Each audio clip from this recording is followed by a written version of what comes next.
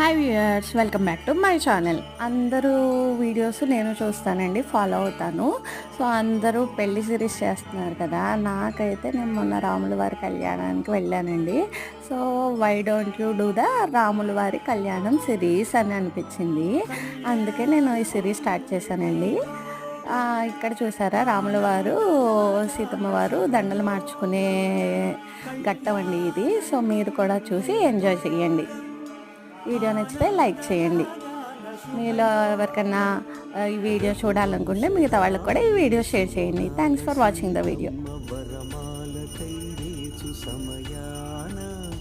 శివధనువు విరిచాకె వధువు మది గెలిచాకె మోగింది కళ్యాణ శుభవీణ. కళ్యాణం వైభోగం శ్రీరామచంద్రుని